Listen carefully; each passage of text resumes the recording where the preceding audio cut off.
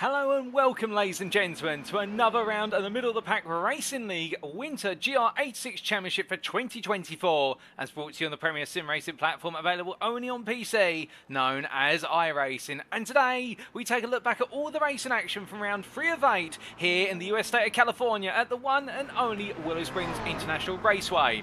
The circuit that forms what is the oldest permanent road racing course in the US of A opened in what was 1953 of its first race event in November of that year.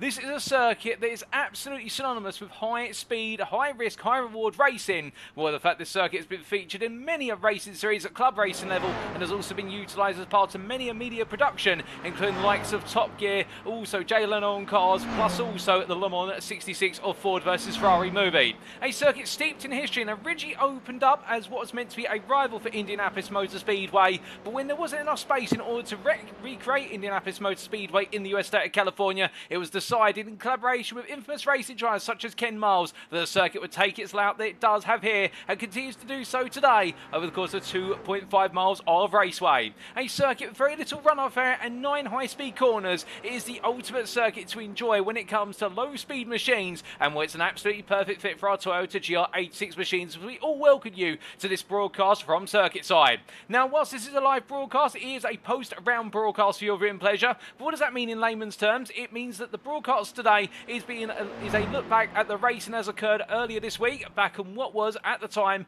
Wednesday the 31st of January 2024, but of course today is Saturday the 3rd of February 2024. Goodness me, it's February already, and therefore we are taking a look back at all the race actions as if it were live, and we do not know here in the commentary booth who takes victory, who takes pole position in the preceding qualifying session, or indeed how the current practice session is going to conclude. So therefore we do ask if you tune in via one of the 2 media platforms to your viewing pleasure, you do avoid any potential spoilers. And well, speaking of those media platforms, you could be tuning live right now via the official YouTube broadcast, and that's available on youtube.com. Search for Paul TX141 Walsh or alternatively TX141 TX, and we'll welcome you on YouTube. Alternatively, you can be on Twitch at twitch.tv/TX141. But who is Paul Walsh? Who is TX141? I hear you ask. Well, I'll introduce myself. My name is Paul Walsh, also known as TX141 or Brit of the Spit, depending on what media you follow me on. Now I bring you all your race action from circuit side today, and indeed for the entirety of the series. And speaking of today, our schedule for today is as follows. Times in Greenwich Mean Time, that's GMT, or Universal Coordinate Time, UTC. And as we can see, in just under 12 minutes time, we'll go into our 3rd qualifying session of the season. It'll be our last qualifying session in what is the first cup of the season, where next week's round, of course, being a feature race round. But after the 15 minutes of qualifying, we'll be making our way to the grid for the one and only race on our schedule here today, and that'll be the 30-minute sprint race at 5:30. Well, with it being a rather hot conditions here, with the fact we've got a 26 degrees centigrade ambient temperature, albeit track temperature quite low at the moment, but rising quite rapidly. Let's take you through the calendar thus far and what is still lying in wait. And as we can see, whilst we may be in round 3 today, the Classic Cup has already played out 2 rounds, and they start off with round number 1 at the Canadian Time Motorsports Park. And well, on the 17th of January, we got to see an absolute thriller of a season opener where battles aplenty in all 3 classes, where it was Pro, Prime or Am, and that continued as of last round in round number 2 at Lime Rock Park. And in the US state of Connecticut, we kicked off the American triple header on the 24th of January. We got to see some absolutely intense race at the front of the field, with Jason Landry in the end bringing on home the win with an absolutely resilient drive. And meanwhile, in the Pro Am class, we got to see what was Julian Jones take his first win of the season. And in the Am class, Kirk Lane, whilst he finished second behind Mark Senegal, whereas you're going to be seeing very shortly, the championship is going the way of Kirk Lane thus far. But we've still got plenty more races to come after today, because next week, round number 4, we'll be making our way to the US state of New York for Watkins Glen International, and then we're going to be wrapping up the Classic Cup on what is the 7th of February, and we'll tell you about when the broadcast is going to be scheduled for a little bit later join today's show.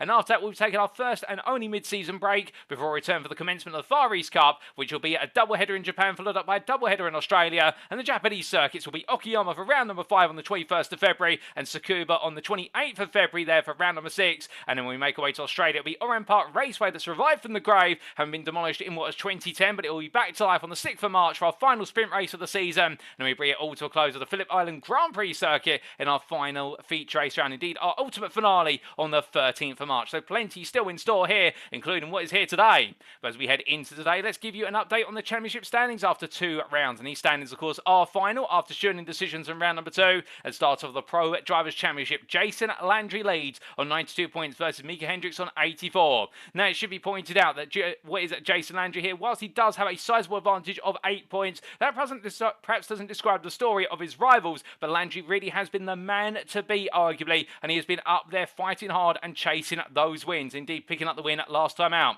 But Hendricks, meanwhile, in P2 on 84 points, 5 clear of Edwin Offray, and Offray always the silent but deadly driver there, in the fact chasing after the podiums and having that late race pace come on in the sprint races, and we're expecting plenty today from the third place driver ahead of Daniel McConnell and Jaden Callaway, who complete your top 5. 2 newcomers to the Middle of the Pack Racing League Series as of 2024, and they both established themselves quite comfortably within this pro class in P4, P5, separated by only 2 points, and it's a further 5 points to Francois Schink.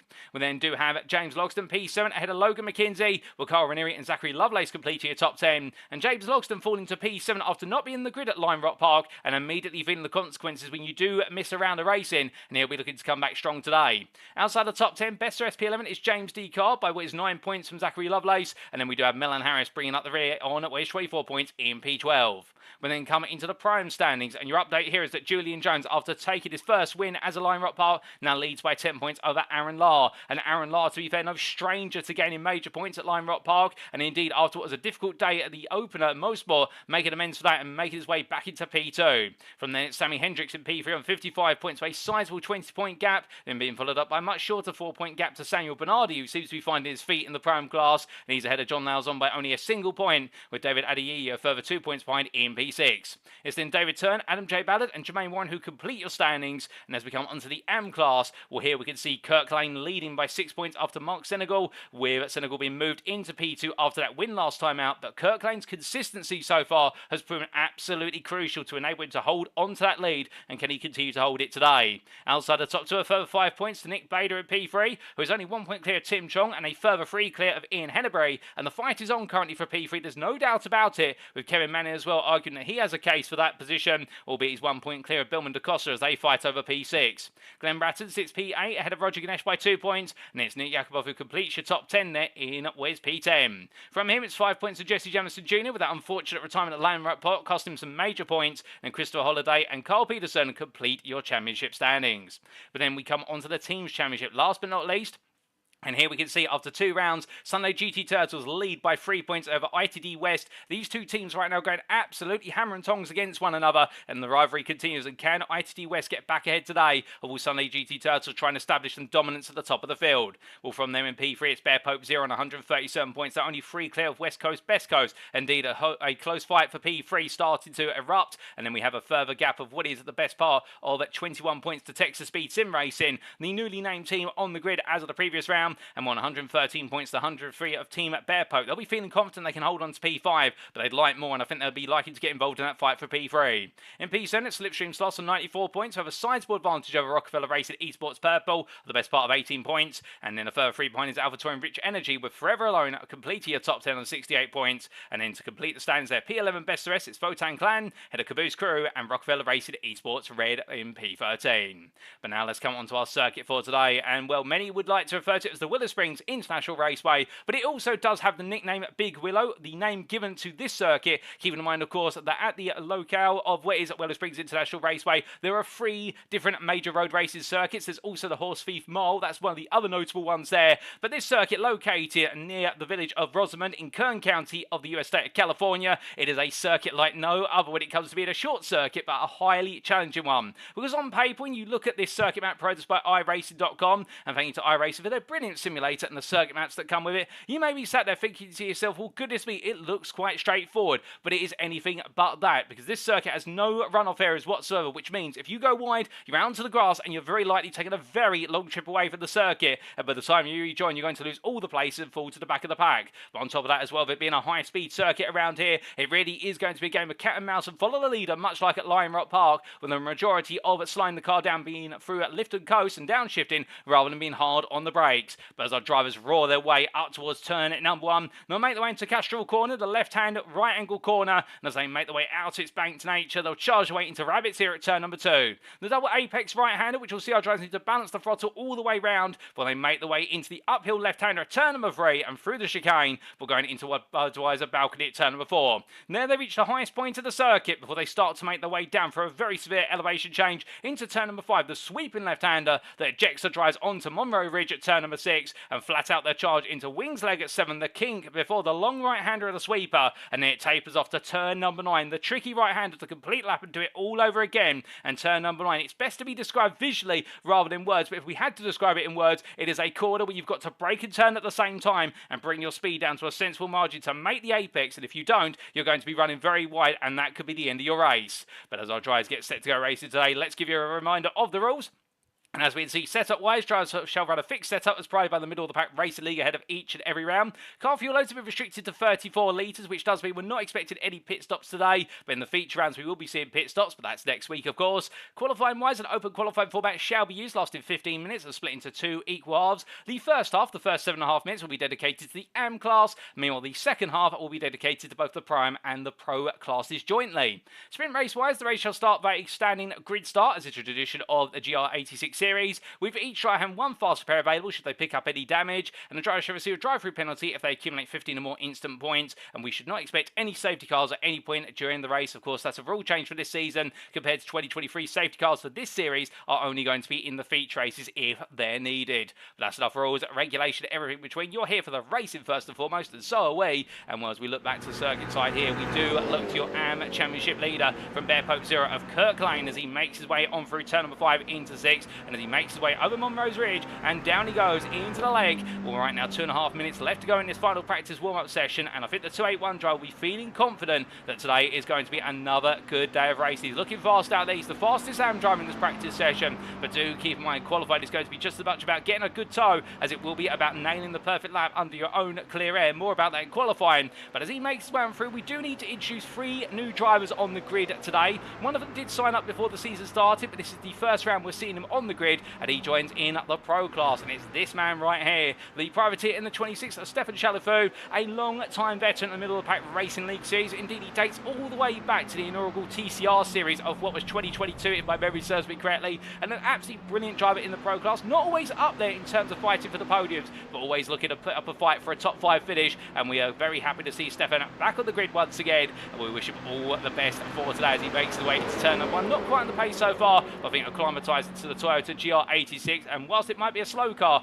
I tell you one thing, this 2.4 litre 4-cylinder machine is definitely not an easy one to drive, particularly when you've got to jostle it around and toss that weight around in the car with only 212 horsepower, excuse me. But as he makes his way out of Rabbits here, we also need to introduce two new Pro-Ams on the grid today, and well, we might be able to see them now, alternatively we'll see them when we go to qualifying, but one of them is this driver here, Matt Best, the privateer in the 101.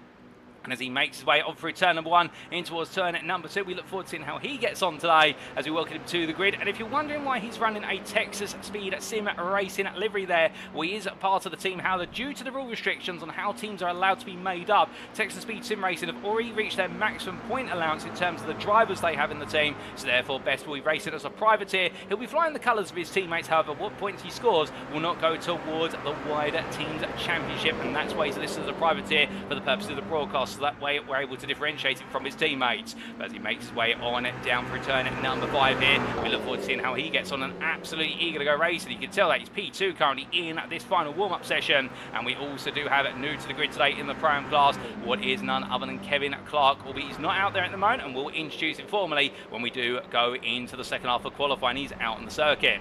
But with that, ladies and gentlemen, well, the clock is about to strike 1 hour 15, and that means it's time for qualifying, and we will be right back to go into qualifying. We will see you in under 30 seconds.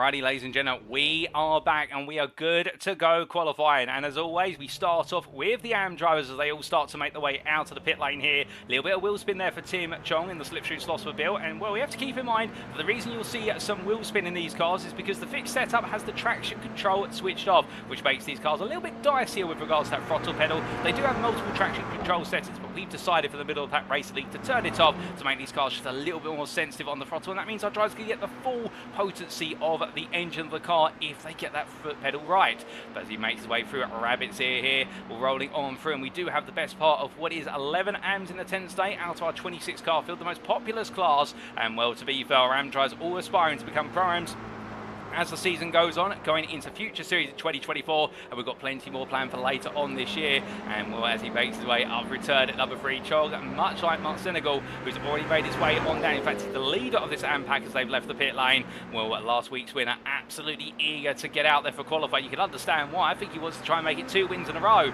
as we say hello to him in the YouTube chat there. It says, such an awesome track, should be some good at racing, no doubt about it, Mark. Indeed, this circuit, a very popular circuit when it comes to sim racing platforms. It really has sprung up over the last 5 years. The number of simulators, both on console and PC, that have modelled it. And when we heard that it was coming to iRacing, well, we knew we had to put it in the middle of the pack Racing League series avoiding the Toyotas, for the simple reason this isn't a circuit you would normally see, say, GT3 racing at. It's a little bit too fast for that, and perhaps a little bit too much aerodynamics. But meanwhile, at club level races such as these Toyotas, it's the absolute perfect fit, because it is all about carrying as much speed as possible. As we see a number of drivers, they're running quite wide coming out of the final corner, dipping 2 wheels well beyond the track limits. Well, here goes Senegal on to his first flying lap of this qualifying session. And well, we also do need to say hello to a goofy looking hippie in the YouTube chat, who very eager to let us know that he's cheering on, saying go Turtles, and that's in reference to cheering on Sunday GT Turtles, the team, which does include, of course, Mark Senegal and also Jason Landry, just 2 of their members there. They do have a 3rd on the grid, albeit their name does escape my mind at the moment. I do believe, however, as Mark makes his way on through here, we look to Glenn Bratton, the privateers. He comes into Rabbit's ear, and well, 2 very different approaches in qualifying we're already seeing here, because this qualifying session is going to be broken down into what will be who can get the best time under their own volition in terms of running in clear air and just putting in a strong lap. And I think that's what Senegal's going for right now, is in terms of clear air, get a good lap of the board, get a banker in, and then try and find a driver to work with. Meanwhile, here we can see Bratton amongst other drivers working together here in a pack, albeit the change with this, of course, is you get the toe on the straights. You do have some dirty air, however, and that takes away some of the front end turning of your machine. It creates some understeer, and that's going to be very noticeable at the sweeper at turn number 8, and also the right-hander at turn number 9 to complete lap, as well as Rabbits here at turn number 2. But the benefit can be by being in the tie that you can gain the best part of 4 to 5 tenths by just simply having the extra straight line speed on the run between the corners, including here in the charge on through Wings leg up towards turn number 8 from Monroe's Ridge at turn number 6. But he makes his way on through the long right hand here. We'll have to wait and see which of the approaches is the better investment. And I get the feeling when we see the pros and the primes out there in the second half of this qualifying session, we are going to see a lot more draft-based qualifying compared to what we're seeing currently in the AM class. The AM drivers normally do focus a little bit more typically around getting good laps in their own clear air rather than focusing on running behind another driver. You can understand why in the fact that they're still learning the trade compared to their roles in terms of the relative experience levels. But as they cross the line, with some good laps there, as meanwhile Jared Kelly moves up to P3, jumping ahead of Bratton DaCosta and also Yakubov on a 29.029, and that is 600ths off a Chong's lap, which in turn is only 3,000ths off of the pole time set by Mark Senegal of a 28.964. Only 2 drivers so far setting a 28 in the AM class. And what about Carl Peterson? Can he find a bit more time as he makes his way on down here? Very lonely Peterson, it must be said, as he heads in towards the sweeper. And I think right now the driver just simply trying to get some space, get himself into a rhythm and get himself all set up for success. He makes his way on around there. We do have Stefan Chalafu out on circuit, albeit I do believe the pro driver has made his way out of the pit lane erroneously and will be recalled to the pits in due order. If not, it might be a start from the back of the field for our debutant today. But I have to wait to see as Peterson makes his way to the line. It's going to be a personal best this lap by looks of things. But what's it exactly going to be? It's going to be P5 on a 29.762. It's not a bad lap there for Peterson, but I think hoping for a bit more perhaps as he makes his way around. Meanwhile, Mark Senegal heading to lines. We see Chalafu out there on circuit still in the number 26. And well, as Senegal crosses the line, well, Chalafu goes to P5 on 29.508. Senegal meanwhile moves to provisional pole time all the way up to a 28.405, improving by a half a second there with a distant tyre as well. He's going to be absolutely gleeful with this as he makes his way on around, and well, as he does so here, can he find even more time? That will be the big thing that will be on his mind and pushing him to glory, as meanwhile, with 2.5 minutes left to go in this qualifying session, we're running out of time here, and some other drivers right now still trying to find some better times, including what is Nick Yakubov, who finds himself in what is the second of this trio of cars. Of course, that's Bratton in front, and then behind, I do believe that's Jared Kelly, and as they make their way on through turn number 1 here, well, this approach of running as a pack does not necessarily seem to be working out, but their lap times are quite close as they spar for what is P7 through to P9 in the AM qualifying session. Meanwhile, Nick Bader yet to get a lap on the board and an out lap there, and decides to come back in, not too happy with the condition of the car. All 30, there might be a problem with the car, and as he makes his way on down, well, that is looking to be closer and closer towards a start from the back of the grid, much like Roger Ganesh, who's not left the pit lane. But meanwhile, as Mark Senegal makes his way in to the sweep here, going into turn number 8, we're going to get on board very shortly with one of our drivers. I think we're going to be getting on board with our provisional pole sitter as he makes his way in towards turn number 9. It'll give you a feel of what it's like to do a lap around the Big Willow circuit as he makes his way through the right-hander, and as he heads on through, we jump inside here and we get taken on board then for a lap of Willow Springs International Raceway by your AM pole sitter so far of Mark Senegal.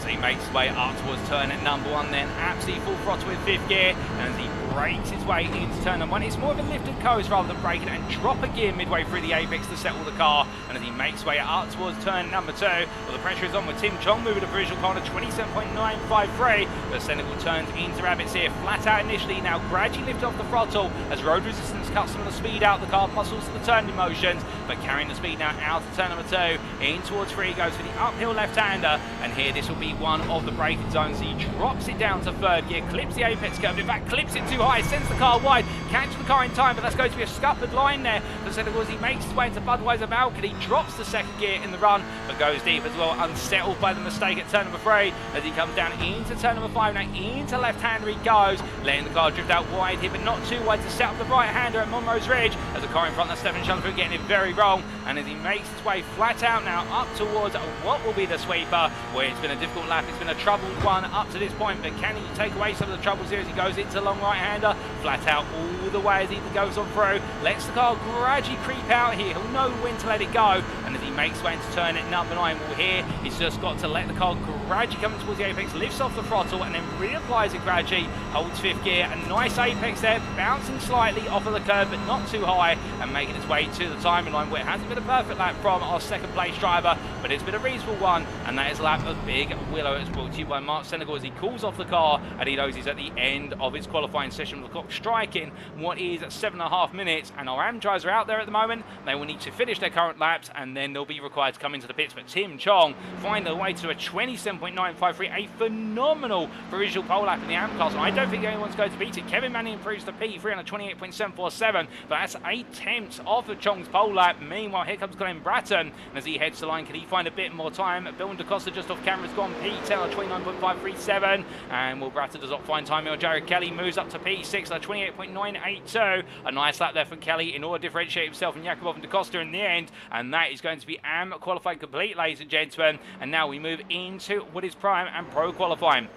So Tim Chong has taken AM pole, but where is he going to fit into the bigger picture of what will be, excuse me, the field now as our drivers make the way on around? Well, here is Aaron Law, one of our prime drivers at the moment, but we need to introduce a prime driver who's new to the grid, and here he comes, ladies and gentlemen, in the red 189 machine. His name is Kevin Clark, and we're very happy to see Kevin on the grid. One of 2 drivers who signed up after round at number 2 as he makes his way around there in the Mario Mobile, and as he comes on through the right-hander of Rabbits here, we wish him all the best luck on his debut, as we do for Matt Best as well, the 2 new primes on the grid. And well, I'm sure you'll be joining me in welcoming, ladies and gentlemen. Indeed, they've been made to feel very welcome in the middle of the pack Racing League Discord already, and it was absolutely great to see more drivers sign up as the season goes on, as Clark makes his way through turn number 3 and into 4, but he's decided to come out of the pits quite late in this session. Meanwhile, at the other end of the field, we do have a large number of drivers all together at the moment as they weave and wind their way on around into what is Rabbit's Ear Corner. We're looking at Carl Ranieri here, who's tucked in behind Micah Hendricks, I do believe in front. In fact, that's not Micah Hendricks there. Hendricks not on the grid today,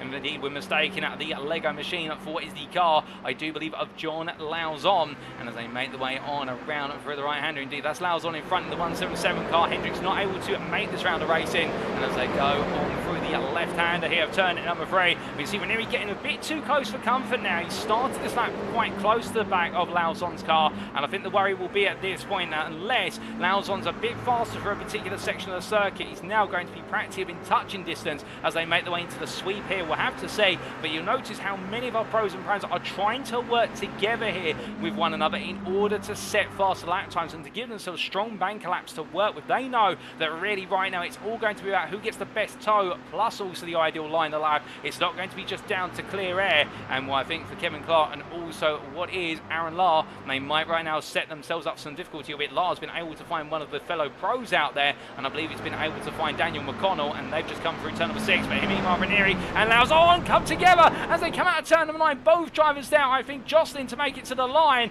and Ranieri finishes the better run of the corner, and that is a disaster for them as Ranieri into the infield now tries to bring the car back together. And well, I think there might be words between them after the race, after the qualifying, before they go into the race. Meanwhile, we look here to Milan Harris, who set the initial provisional pole time of a 27.583. He's going to know there's more time out there in the Rockefeller Racing Redmobile, given the fact that we do normally expect the first lap to be about half a second off of the target times. It normally takes 2 laps, if not 3, to get those tyres up to temperature and the brakes with it. And as he makes his way on through turn number 3 right now, well, we look to Logan McKinsey, and as he makes his way in on through into turn 3 in the Tide machine.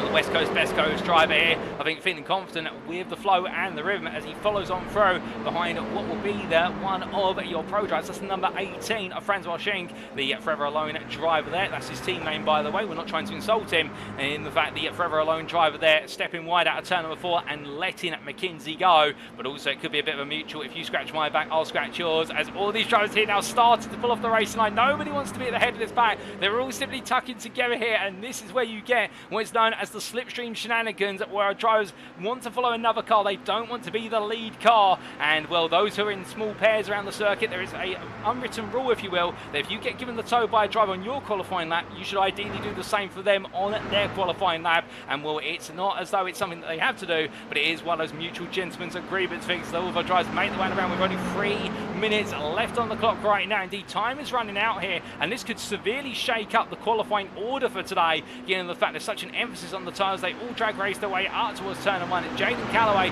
moves up to what is P23 on a 31.822, but there's still plenty of time out there. Meanwhile, Jason Landry at the back of this whole pack moves up to pole position on a 27.532. It's only half a tenth faster than Milan Harris, so Landry not finding too much more time out there. I think this is going to come down to literally the last lap and who's able to find the final tenths out there, because right now all the drivers are absolutely pushing in the Pro and Prime classes, and Tim Chong's and pole lap still P5 in those standings. That is going to one of the highest qualifying positions we've ever seen an app take in the GR86 history in terms of the series here in the middle. Oh, goodness me, cut that full top as the car has gone spinning wide, and I think that might have been what was Zachary Lovelace being sent sideways, carrying out a turn number 3. I'm not sure if he was aided in that or whether his own volition, but either way, Lovelace there experiencing a major moment. And meanwhile, of camera, Kevin Clark, who we now see here in the Merriam-Mobile, making his way on through turn 1, has moved up to P9, and well, his investment in just going for clear air and staying out of trouble, it is working somewhat. And I think right now he's hoping he can be inside that top 10 and get into the fight when we go green flag racing, as that's when it will be a long line of cars and nobody wants to fall out of that lead pack.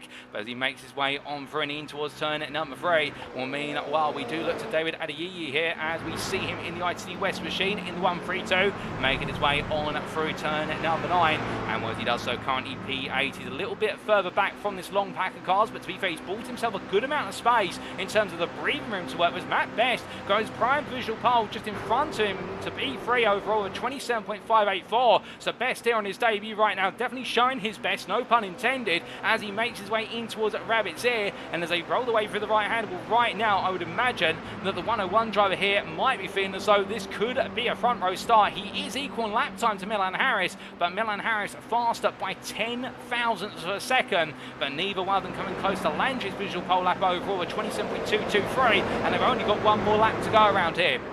As they make their way through, oh, goodness me, McKenzie losing the rear of the car, coming on through what was turn number 3, and well, I think they might have clipped the apex curb a little bit too hard. We've also had an incident for West David Adeyeye coming through 3, so a number of drivers here, I think, carrying too much speed as we see Carl Ranieri and Aaron Lahr coming up, and Adeyeye tries to bring it on back, but then moves off the race line at the last moment. That is going to potentially compromise the lines of Lahr and Ranieri, particularly Lahr there, who I think wanted a wider entry in towards Budweiser Balcony, but as they come down into turn number 5, I don't think they're going to have an argument about that in the pit lane. I think they'll just let it go at this point. But meanwhile, as they come over Monroe's Ridge, and from them, we look back to your lead pack here as they make the way around. The clock strikes what will be 15 minutes in 3, 2, 1, and there it is. Chenga Flag is out in this qualifying session now. Who is going to get the pole position here at the final lap? Well, here comes Milan Harris down line. He's currently P2, 3.5 tenths of Landry's pole lap. Can he find a way to improve as he crosses the timeline? No, he cannot.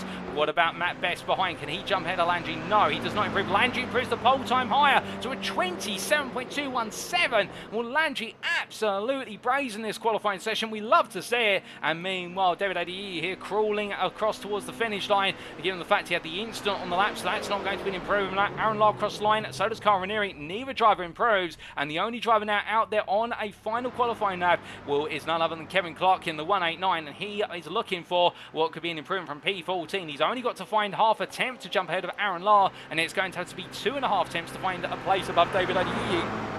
As he makes his way out the final corner, he's improved in Sector 1. Sector 2 has been very close to his personal best, but what about Sector 3 then? As he heads towards the timeline, he will cross it now. And what's it going to be for Clark? Well, he does get ahead of Lahr. He sets a 28.115, so he'll be happy to be starting the front portion of row number 7 on the grid. But I do wonder whether he feels as though there's a bit more out there if he had some toe, because he wasn't too far for Adeyeye's time, only 200ths off. So Clark definitely got a lot of pace here. He just needed the toe to find a bit more, and he didn't have that in qualifying. But perhaps he's got a plan, and when we do go green flag racing, you never know. But one thing's for certain, ladies and gentlemen, that is qualifying complete. And well, Jason Landry has taken overall and pro pole on a 27.217, a phenomenal lap by 3.5 temps over Milan Harris on that front row. And then Matt Best on his debut takes prime pole position P3 with Julian Jones alongside him on the second row of the grid. And then Ampole goes to P8 overall. It'll be Tim Chong there with an absolutely stellar Ampole lap, taking pole with Mark Senegal. Then a further, what was 4 temps behind it, we start in P16. Well, goodness me, that is an incredible margin, it must be said, for AM pole position. Indeed, that makes me hark back to Samuel Bernardi's dominance in the AM class in the mid portion of the season in what's the 2023 GR86 Championship in the AM class, and I think Chong today just absolutely nailing it. But we are only moments away from heading to the grid for our one and only race today, and as we get ready to go, we say hello there to Logan McKenzie and John Lauzon in at the YouTube chat. We can see Barry Flagman there waving the flag. But here's the grid, ladies and gentlemen, and as they head to it, this is how they'll line up. Jason Landry takes pole position overall and in the pro class then for our third round of the season. He'll be joined on the front row by Rockefeller Racing Esports' Milan Harris, and then directly behind the Sunday GT Turtles pole sitter will be Julian Jones for ITD West. He'll be taking what will be your prime pole position, so Matt Best being demoted to P7 for an invalid lap in the end as it turns out. But then from the ITD West pole sitter Julian Jones will then alongside him on the second row of the grid will be John Lauzon for West Coast Best Coast. We then have Logan McKenzie, who starts P5 there for AlphaTauri and Rich Energy, and he's on the third row of the grid, joined by Zach Lovelace of Texas Speed at Sim Racing, with Matt Best starting at P7 there, the private on his debut, and he has Tim Chong for company, the AM pole sitter starting at P8 for Slipstream Sloths. Francois Schink will start P9 for Forever Alone ahead of Daniel McConnell for Texas Speed Sim Racing, that completes your top 10, and then P11 on the grid is Jaden Callaway for ITT West ahead of the privateer of David Adeyeye, with row at number 7 then going for Kevin Clark and Aaron Lahr, the two privateers, followed up by the privateer of Carl Ranieri, who starts P15. Joining him on the 8th row of the grid will be Mark Senegal for Sunday GT Turtles, your P2 AM driver, with Kevin Manning P17 for Photon Clan ahead of Kurt Klein for Bear Pope 0, and then your top 20 being completed by Glenn Bratton, the privateer, and Jared Kelly, who starts P20, another privateer. We now have Caboose Cruz Carl Peterson starts P21 ahead of Stefan Chalafu, with William DaCosta for Team Bear Pope and Slipstream Soft's Nick Yakubov on row number 12, and on the final row of the grid starting at what will be P25 is Nick Bader, the privateer ahead of Roger Ganesh, who didn't get a time on the board, much like Bader, and they'll be starting at P25 at P26, the Sunday GT Turtles driver bringing up the rear of the field. With all the drivers in position, we are only about a minute away from going green flag racing. If that, we're just waiting for what is Aaron Lart and Stefan Chalafu to get themselves into position on the grid. You can see the spaces there, but as Jason Landry waits eagerly for the green flag racing, where it is going to be a close race, no doubt about it. We've got Aaron Lart in position, we're just waiting on Chalafu now, and well, once we do get racing, well, it's going to be 26 cars barreling into turn number 1, and will they all line up on the grid, ladies and gentlemen? You know what that means? It's time for the lights out procedure. The lights are going on.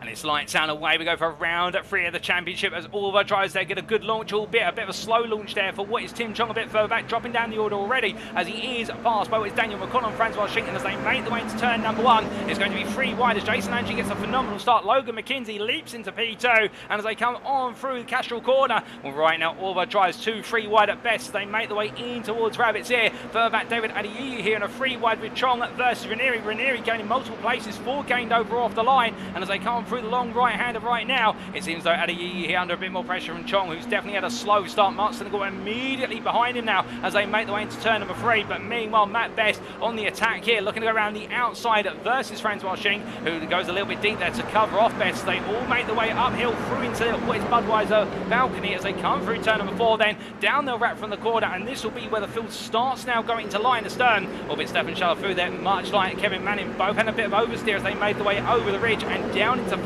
and on for a left-hander. Now it will be line formation as they make the way on towards Monroe's, but as they do, charging away on through the right-hander will Chalafu try and look for a move here round the outside of what we Glenn Bratton in towards Wings Leg and up towards the sweeper. Will he be able to find it? I'm not quite sure. He's going to go all in for it. He's going to try and commit here, but as they go side by side into the corner, meanwhile we do look to Tim Chong, who right now, after a difficult start, trying to go on the offensive, chasing after David Adeyi, coming out of the right-hander, going in very late there into the apex, and as he does, will get a smooth run out towards what will be turn number 1, albeit Chong coming into the pits there. What on earth has happened to Tim Chong for slipstream softs? I'm not sure, but he's into the pits, and with that is a dramatic into lap number 1, and that was your AM leader, your AM pole sitter, whose race has just gone to tears. Meanwhile, there's going to be tears between Carl Ranieri there and Witz David Adeyi as they exchange a little bit of paintwork as they make the way into lap number 2, and as they do, meanwhile, from them we look back to Stefan Chalafu, who finds himself the pro driver battling in amongst the AMs here with right now Kevin Manning around the outside as they make the way up towards turn number 3 once again, but as they wrap the way around here, Chalafu right now still trying to knock down the door. He found his way past what was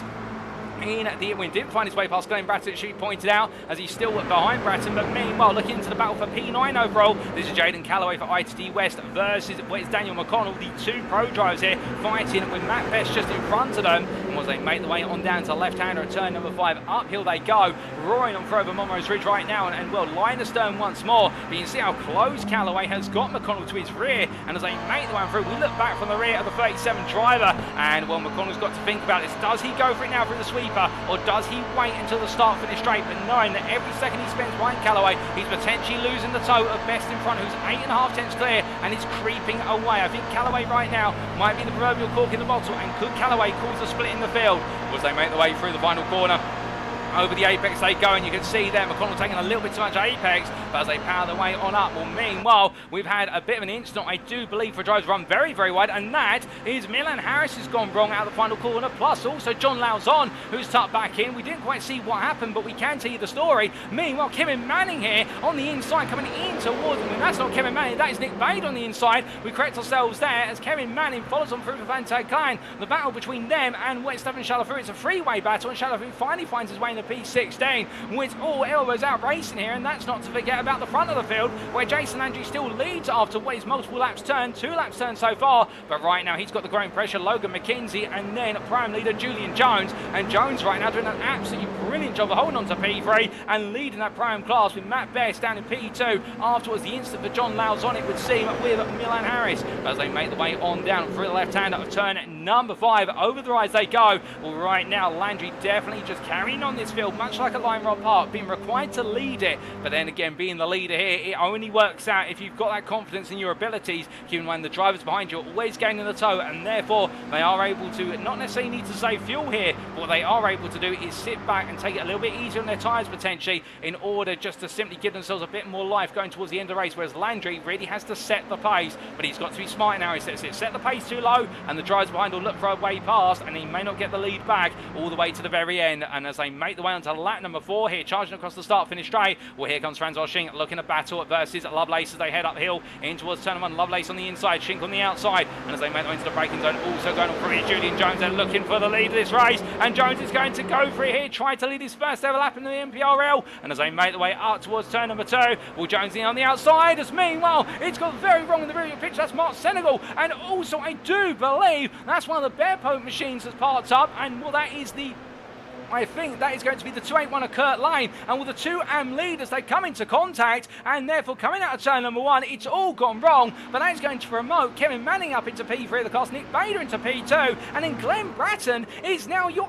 AM leader. You cannot make this story up, as it's even more chaos, as off the road goes David Adeyemi past our camera there coming out of turn number 3, and well, a lot of our drivers seemingly getting it wrong here. I think the race curve at turn 3 just catching out too many and causing them to either spin round or go deep, and as a result spin on the grass. But as we see Breton leading the AM class here, and he's never won an AM class race, it should be pointed out. Could this be history for him today? Meanwhile, from him, we do look a bit further up the road once again to what is Carl Ranieri here, the privateer, as he makes his way in towards what will be turn number 9. And we've had clarification from Mark Senegal in the YouTube chat that for Tim Chong, the reason we saw that very last minute dash to the pits that ended in tragedy of him hitting the tyre barrier on the entry into the pit lane was the fact that he had a full start penalty and needed to serve it. I think the message hadn't got through. He got the message very late and tried to dive into the pits, and in the end it all went wrong. But meanwhile, Logan McKenzie here looking to make things all go right as he looks up the inside of Landry with Jones back in P3, but Landry is trying to hold the outside to get the run up towards Rabbit's Ear, and as they make the way too wide, what you can notice there, McKenzie, for all the pace he's got on the start finish straight, not quite able to get the move done. Again, the fact it puts him offline into turn 1, and he can't use the camber of the road in order to carry the speed through. But meanwhile, here comes Julian Jones, and Jones right now, I think, very eager to see if he can try and take a P2 here, if not the win of the race, as well as take the prime win as they make the way in towards turn 3. But they go too wide here, and McKenzie's not going to back out of this if he can help it, albeit the whole field now starting to concertina together as a result. And a bit further back, Jaden Callaway, again battling here with what's Matt Best now, with Daniel McConnell just behind. And well, in fact, Callaway right now falling behind what is, I do believe, Best. They make the way in towards turn number 5, and Callaway, the ITD West driver, trying to get his elbows out there to battle with Best, but Best just keeping his head down and saying no can do, as meanwhile Carl Ranieri getting very close to the back of McConnell, and I think Ranieri's trying to get the hurry up here to McConnell to say to him, look, if you don't make a move, I'm going to make one soon. And Callaway again finds himself really being at what's the hard place, and meanwhile for McConnell, he's got Ranieri the rock behind him and find himself sandwiched between the two. He can't do anything about it, or can he, as he makes his way through the sweeper. Looking up the inside here is McConnell in the battle for P7. He's going to go for it, and Callaway's going to have to give him the space. They make the way through turn number 9, but in the end just chopping off the nose there, and Callaway placing it absolutely perfectly to hold on.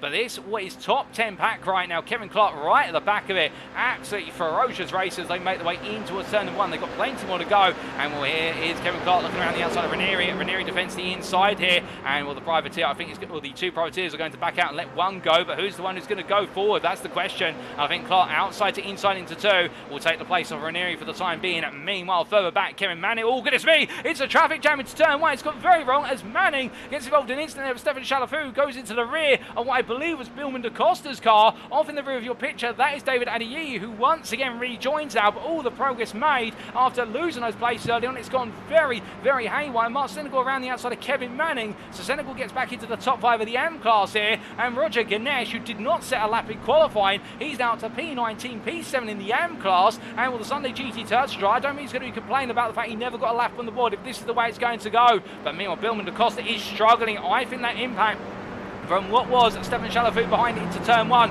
has damaged the Team Bear Paper Sheik. You can see he's limping around here, and the places have fallen away for the 283 drives. Not had any luck here today at Willow Springs, and well, I think it might be a visit to the pits of the fast repair after this lap. But meanwhile, looking from him back to all, and the rear of the car goes there, and I think that might confirm the suspicions. The rear suspension of that Toyota wounded heavily, and well, he gets towed to the pits. But meanwhile, David Adeyemi battling on the inside of Kirk Lane, and the 132 driver here now making his way up towards the sweeper. And as he does so, I wouldn't be surprised if the stewards have got a lot of work cut out for them this weekend with regards to some of the incidents that have occurred. They do happen every so often, but the stewards dealing with everything in a transparent manner will explain to drivers where they feel they've gone wrong and where those potential penalties are going to be. But as he makes his way through turn at number 9 with Lane immediately behind him in the battle for P19, with both drivers running wide, they're both pushed it to the limit and picked up what is known as a tactical off-track there, where you try to gain a little bit more lap time for a single off-track. Meanwhile, here is your AM leader, who right now, Glenn Bratton.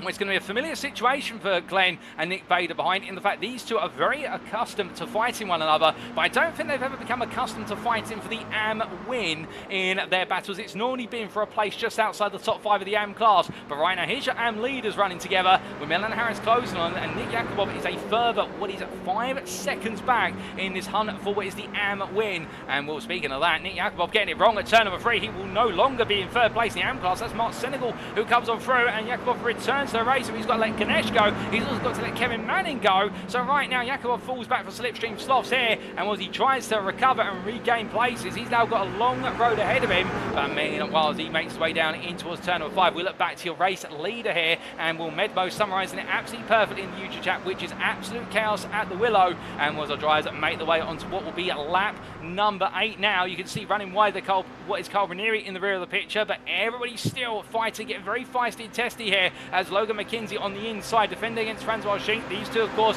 great friends off the circuit, but great rivals on the circuit. And as they make their way on for a left-hander, well, right now Schink on the outside of McKenzie gives him the space, and as they make their way in towards turn at number 2, onto the brakes they go, and Schink is going to get the place in, but McKenzie on the outside line will have Lovelace look for a move as well, as we jump on board here with the Texas Speed Sim Racing driver in P5 in the number 74, and as he powers his way on through here, of course, it all becomes these tactical battles back and forth. Where do you want to be in this pack of cars? You don't want to fight too hard, because you don't want the pack to splinter off into smaller groups here. Indeed, towards the end of the race, that's where we'll see the fighting start, and that's where we could potentially see what will be our drivers start to splinter off. But right now, everybody inside this top 10 trying to stay together. In fact, the top 10 separated by 2.5 seconds in totality, and that goes to show you that nobody wants to give in right now. Everybody wants one thing, and one thing only. It's Jason Landry at the front of the field and trying to take the win off of him as they make their way up towards the sweeper. But they charged away on down here. Wonderful camera angle. They're just showing at that close formation. Well, we can see just behind a little bit further back, in fact, Kevin Clark and Carl Ranieri have fallen away.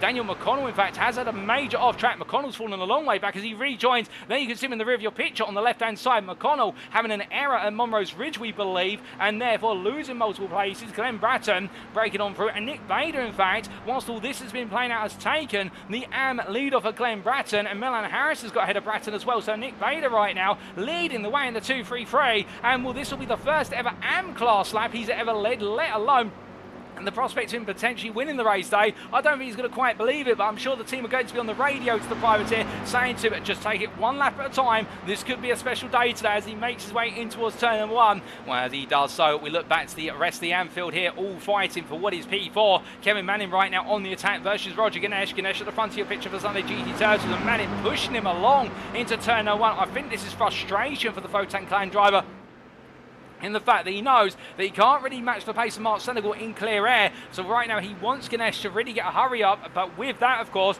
the problem is if Ganesh hasn't got the natural pace in this order to try and chase down his teammate from Sunday GT Turtles of Senegal, then as a result, Manning's going to have to do things the hard way, which is pass and then find a way on through in terms of chasing down Senegal for that P3 and potentially higher places on the AM podium. When Nick Yakubov and David Adeyemi behind, Manning's going to have to make some decisions soon in terms of how he wants to play this, and I get the feeling that overtake is going to be on the cards towards the end of this lap and not going on to the next one, as they make their way on down through at Budweiser Balcony at 4, as they come down through the right hander and into left they go. Well, from them, Adeyemi now getting very close to the back of Yakubov as they make their way in towards the left hander at turn number 5, and it's incredible how off camber that corner is as essentially go downhill, and as a result, the drivers enter battle with the weight of the car essentially going against them, and gravity, the natural force of the mass being transferred down, but all of them doing so absolutely brilliantly there. Imagine that understeer that could be invoked, and as they make their way in towards turns 7 and 8 here, will mean, well, we look back to your leaders 2 by 2, they go on to the next lap, and what you can see there, Landry and Shink side by side, Shink looking inside to outside, Julian Jones outside to inside here versus McKinsey, and right now the prime leader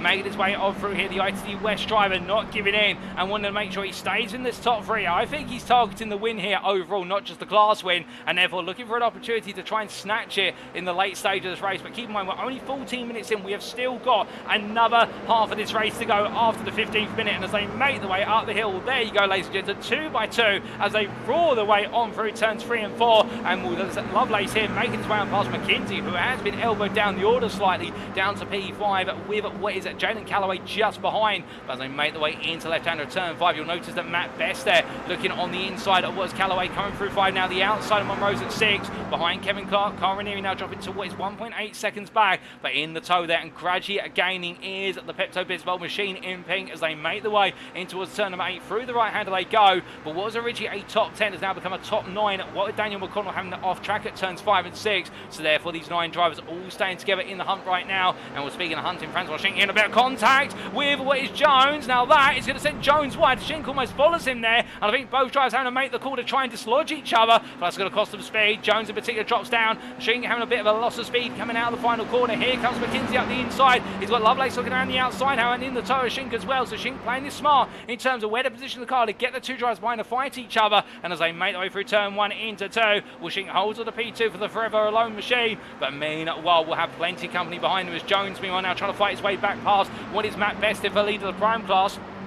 As they make their way through the right-hander, neither one of these drivers wanting to back off right now, and well, for Best, this could be a debut to remember in taking his first prime win on his first ever race in the middle of the pack Racing League Series. But Julian Jones, last week's winner, will want to make it 2 out of 2 as they come up the hill for turn number 3. Side by side they go, and as they do, Jaden Calloway right behind looking for an opportunity to try and help out Jones's teammate. But as they make their way over the Chris, Best on the inside, that's going to give him the leverage here coming down into 5, but Jones not backing out. They both got to the brakes, and notice there as they come through, will both drivers go very deep, but in the end Best gets it done. He makes it away on the outside, but now Calloway looking for the move here as they make their way on through Monroe's, and down they go in towards turn number 7. But as they charge them through it, meanwhile it's going to be Wes Jones dropping all the way back. In fact, Kevin Clark now up in the P2 in the prime class here as they make their way onto the sweeper, and Clark will be feeding the zone. This could also be his opportunity on his debut to try and take a prime win. Well, right now it's going to be Best, Clark or Jones by looks of things, unless they end up in a major incident that puts them all out of the race. I can tell you one thing, they're racing with smart heads here, albeit a few tempers starting to go slightly red, but I don't think anything major of the sort right now as they make their way onto another lap of racing. And as they do, looking back to Jason Landry, this time Shink looking around the outside. They go side by side into Castrol Quarter at 1, and will Landry there trying to stay ahead. Shink not quite able to hold the outside line, and as a result Landry does get back ahead there. Successful defense into the inside of 1, and as they make their way on up the hill, we're right now going on through Rabbit's Ear Quarter. We look back from them to Daniel McConnell, who battling side by side with Glenn Bratton, the second place Andra, who has caught up to Nick Bader, it must be pointed out. Well, McConnell here right now interrupting, I think, in Bratton's mind what could be his opportunity to fight back versus Bader for the AM win. But also keep in mind that Mark Senegal now is only 7 seconds behind this battle, and he's gradually closing on it. It's a long distance, but he's gradually getting there, and that could mean that as we get towards the end of this race, we might see it become a three-way fight for the AM win, albeit right now it's going to be an AM battle that's being split as McConnell gets ahead there into turn 3, and I think Bratton deciding to let it go in the end, recognising that the pro driver wants it as much as he does. But as they make their way out of 4 and into 5, and down the hill they go. And meanwhile we look back to David Adeyi, who looks up the inside there of what is Roger Ganesh, and now on the inside of turn number 4, and Adeyi with a very damaged car there on the front bumper. You can see how scrumpled and indeed lowered that bumper is compared to where it should be, and I think the 132 driver here might be losing a lot of speed on the straights. But meanwhile Ganesh versus Kevin Manning down into turn 5. Well, Ganesh goes very late on the brakes on the inside into 5, means he's on the inside now into 6, and Manning can't find a way to cut back and go around the outside. I think he was tempted to do it, but Ganesh in the end just carrying all the speed and plenty more with him in the run through 5 and 6. Brilliant race there from the 229 driver, and again he didn't set a time in qualifying, starting from the back of the grid, and right now that back of the grid P26 start is looking to be a potential top 5 in the AM class, potentially P4, but as he makes his way on through turn number 9, still another 12 minutes to go. Those tyres will be starting to feel the wear of with this circuit being clockwise and being very right turn dominant. It means the left hand side tyres are going to be feeling more and more wear with each and every lap turn, and particularly when you're battling like this, turning through the wide circumference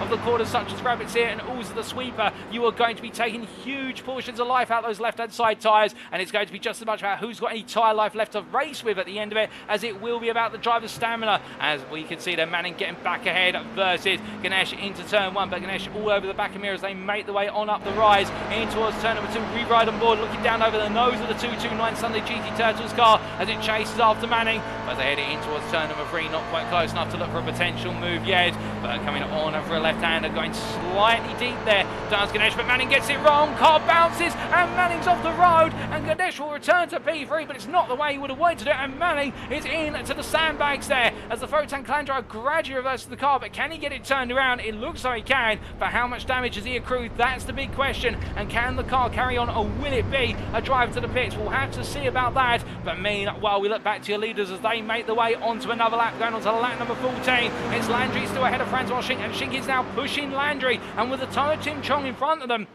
Our P25 drive, we've had one retiree from this race, that's Stefan Chalafoe, which is unfortunate. We hope to see him back on the grid for round number 4 in a week's time. But right now, I think Schink recognising that they've got an opportunity to try and make a break here if they can use the slipstream of Tim Chong in order to pull them further and further away from McKinsey and Lovelace behind. But as they make the way out of Rabbits here, you can see now they've caught up to Chong at probably the worst possible place. Chong will need to respect the blue flags, but coming uphill through turns 3 and 4, the challenge here will be for Chong, where exactly can he put the car when he can put it off a race 9, but he can only keep it offline for so long given the limited amount of width on these corners, and it might be easier for Chong just to do it coming out of Munro's Ridge at turn number 6 where he can pull onto the inside of the course. And as they make the way on through turn number 5 here, you'll see Chong I think exactly do that as he sets himself up very tight line there from Munro's Ridge and now pulls the car over to the right, and Landry comes through, the whole pack will come through. You can see McKinsey flashing his lights, they're getting offline and tucking in behind Chong, I think to say to him, look, you've got a long pack of cars coming through here, don't stop any of us, we're racing for the win right now. And I don't think Chong would ever dream of interrupting it as they all charge and saunter their way up towards the sweeper, and Landry still holding on here by a hair's width as they make the way in towards turn number 9,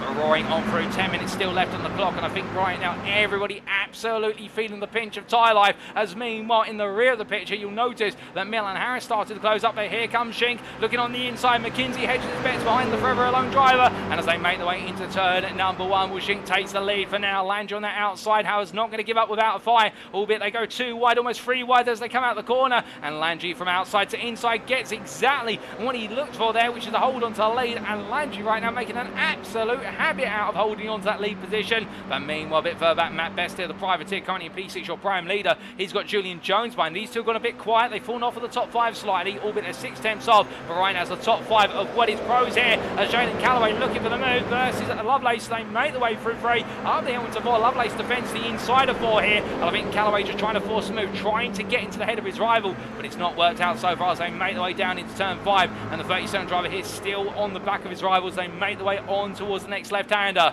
but as they come on through, Best and Jones now start to get very close indeed, as Miro Ranieri over the back of Kevin Clark in the rear of the picture, and then we have Tim Chong, who's a lap down now, attaching himself to the rear of this pack and hoping he can perhaps stay with them and gain some places later on the race if there's instance for other drivers. Well, as they make the way on down the back stretch here from them, we look back to your AM leader of what is Nick Bader, and he still has Glenn Bratton 7/10 behind. This is the AM lead battle for P12 overall, and Bratton in the blue and black machine chasing Bader in what is the white and orange machine as they make the way on through turn number 8. Right now nothing between these two in terms of lap times, and neither is there in terms of Harris versus McConnell as they fight over P7 in the pro class. Harris on the inside there for Rockefeller Racing Esports Red. I think these two right now just trying to work together and trying to chase after the leaders, but given the fact they've got a 12-second gap to leaders, I think it's going to be more about them battling with each other all the way to the finish now, and just seeing how things play out as they make their way down the start-finish straight.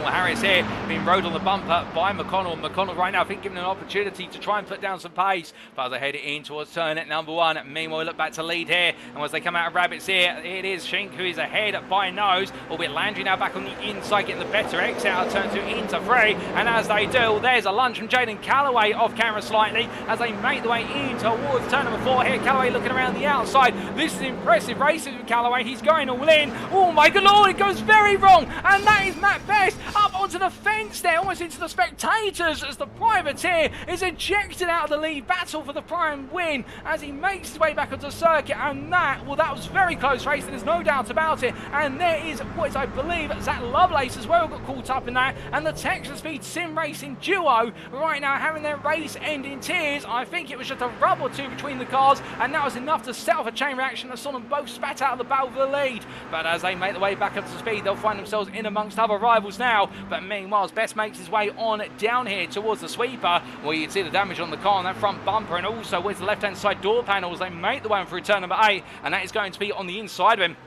Nick Bader, the AM leader, right now would love to sandwich Best between himself and with Glenn Bratton to give himself a bit of breathing room. And that's going to occur here, but will Best be peeling off into the pit lane? That'll be the question. No, he does not. He stays out there, so no car standards flag being thrown at him in terms of what's the meatball flag, as we like to call it, or the orange circle flag. And as they make the way in towards turn number 1, they stay in the line formation. But what was previously a 10-car battle for the win went down to a 9-car battle for the win, and now it is down to 7 cars here as they all scramble out Rabbits here. Once again, 6 minutes still remaining in this race today, and as they make the way on up the hill, Carl Ranieri at the very back of this pack in what is P7 in the 84, and right now thinking about how he could get ahead of what is Kevin Clark, let alone the rest of the class, as they make the way on down. But as we ride on board here with the 84 driver, staying comfortably in the tow as he makes his way into turn number 5. You see Clark getting it very wrong there, bouncing off the apex curve, and Ranieri looking for the move, but he's too close here to really get the overspeed he wants out Monroe's Ridge, and has to back off. And that's the frustrating thing as well,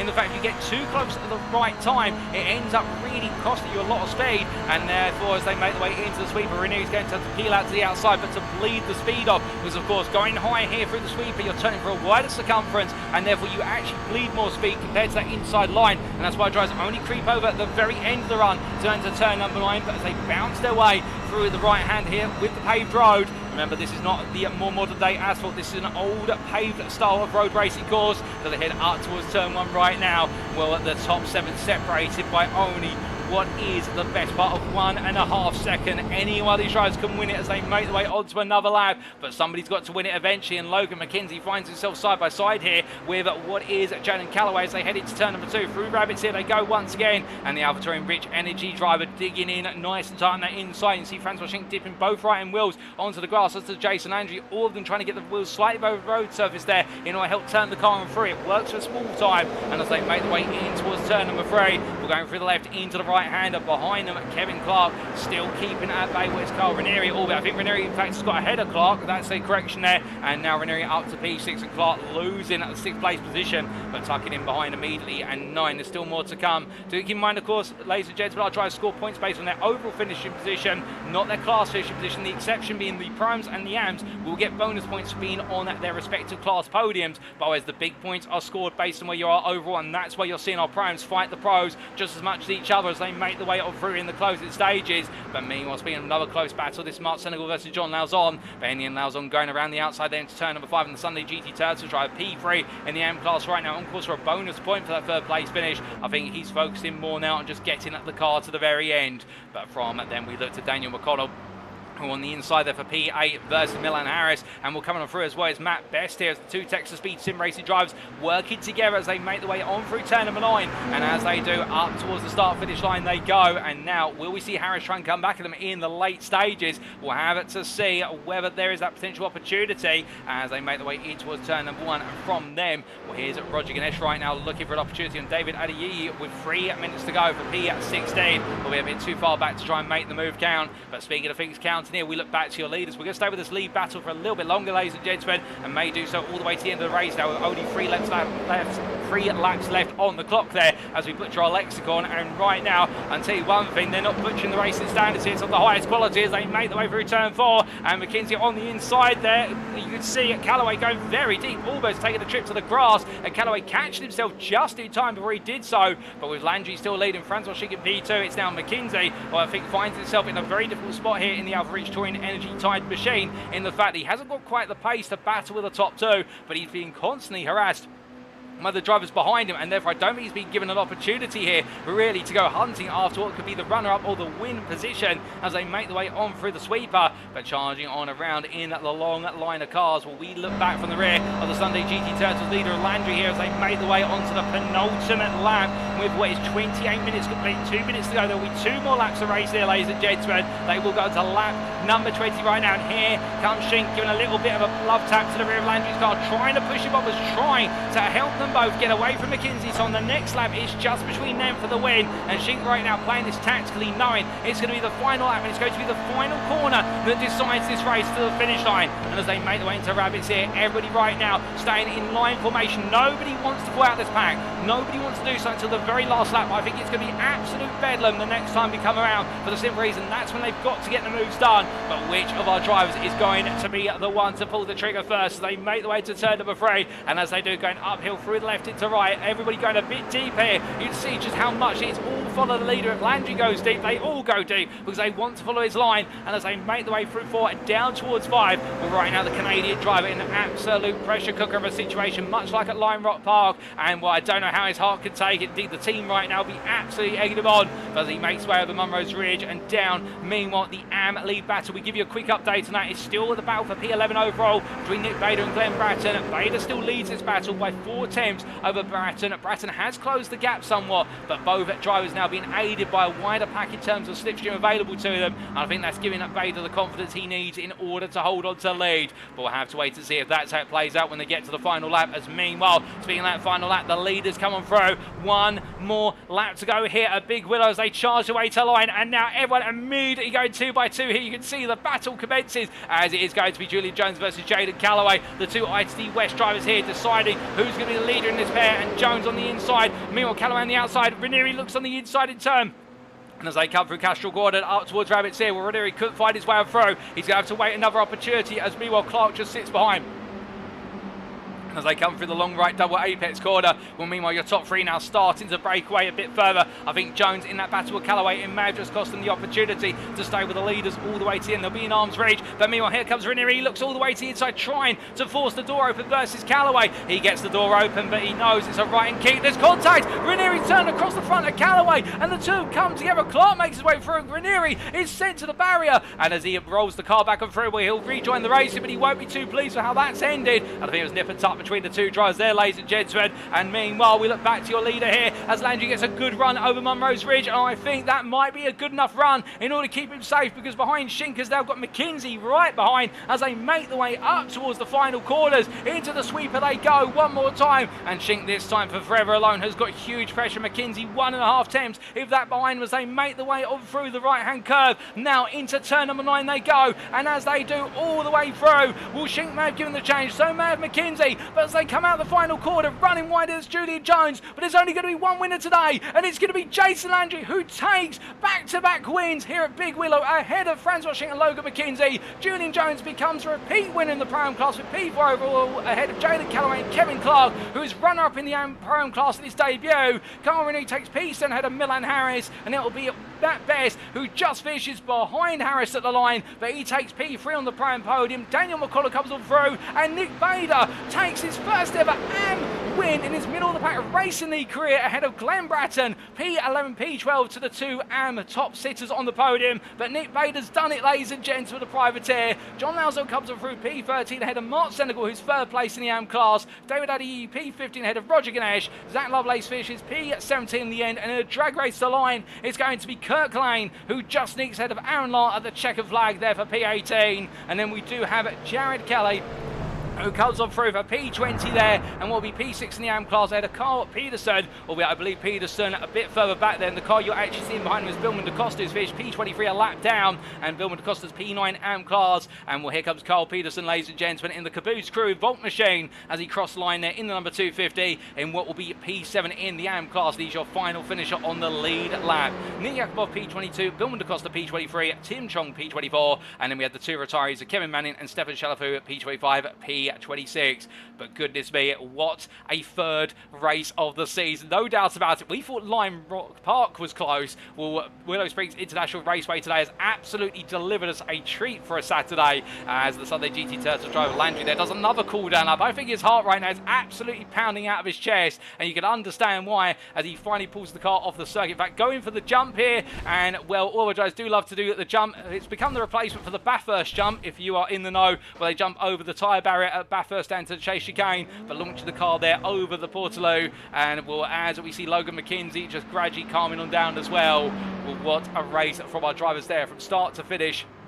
And as he makes his way to line, he'll be a little bit gutted. He couldn't quite take the fight for the win today, but he'll be happy to be on the pro podium. And Franz Washing, in the end, just proving too much for the AlphaTauri Rich Energy driver to find his way on past. But with that, ladies and gentlemen, most of our drivers already into the pits. We've got a couple still on cool-down laps, including Jared Kelly and also at Billman DaCosta just behind. Well, let's take a look to the scenic view and those race results subject to any stewards' inquiries. And, well, here they are.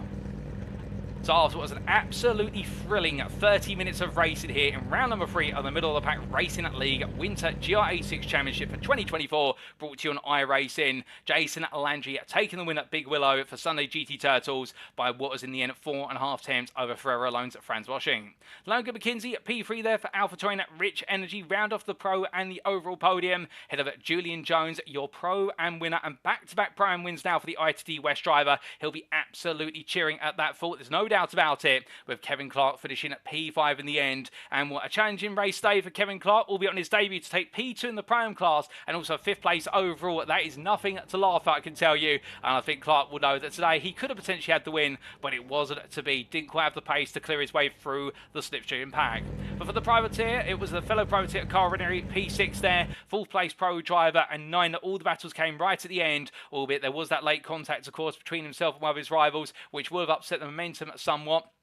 I think still he won't mind it too much. I believe we have had a driver demoted a bit further down the order, ladies and gentlemen. We'll come to that very shortly as Milan Harris there, P7. In fact, we're just checking our notes here, and well, we can confirm that it's Jaden Calloway, who did finish P5 on circuit. I do believe he has picked up a black flag during the cool-down lap and therefore been demoted down the grid, but I believe his P5 will stand. So just keep in mind, P5 on this order should be Jaden Calloway, your 4th place pro driver, but won't be listed in. It'll be reinstated after the racing today. But as we carry on down there, the results as listed: Milan Harris P7 for Rockefeller Racing Esports Red ahead of Matt Best, your 3rd place pro driver there at the privateer on his debut as well, much like Kevin Clark, enjoying the race, no doubt about it. And I think will be gutted that he couldn't quite bring home the pro win today, but he gave it everything, and I'll be looking forward to more in a week's time.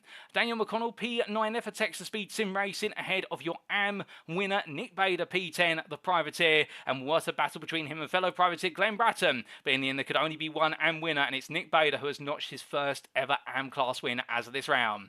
Bratton taking his first ever step on the podium in the AM class, couldn't quite make it the win today, but still he'll be absolutely gleeful with his result, ahead of John Lauzon, with then Mark Senegal, David Adeyemi and Roger Ganesh completing your top 15, and a special mention to Mark Senegal for recovering to P13 overall and what was 3rd place in the AM class of Sunday GT Turtles.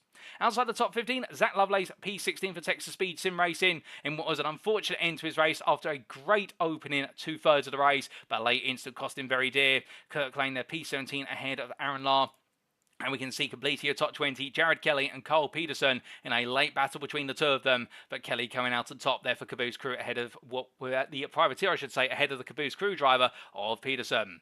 And that was all your lead lap finishes. We can then see Jaden Calloway has been demoted to P21 for ITD West and set as a lap down. But as we said earlier, he will be having his P5 reinstated, as I understand it, in at the post-race results. So therefore, do keep that in mind, ladies and gentlemen. And then therefore, your first driver to finish a lap down was Nick Yakubov Yakubov at P22 for Slipstream's loss ahead of Billman DaCosta, with 2 laps down for Tim Chong for Slipstream's loss in a difficult day today after what was an AM pole position to be proud of. An early instant after a full start, that instant with the pit lane wall costing him dear and putting him completely out of racing contention. But still, he brought the car home, as did Kevin Manning for Photon Clan, albeit unfortunately for Kevin Manning, as he did not complete the race within 5 laps of the race winner. It does mean that he'll be classified as a non-finisher for this race, and the same for Stefan Chalafu, the other retiree from this race, effectively retiring with what was 12 laps of racing to go.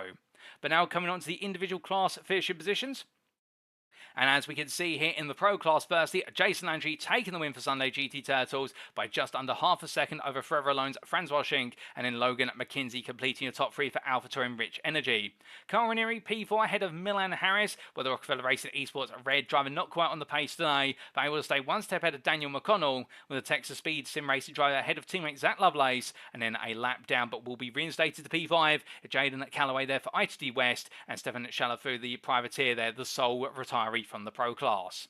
We'll then come on to the Pram class.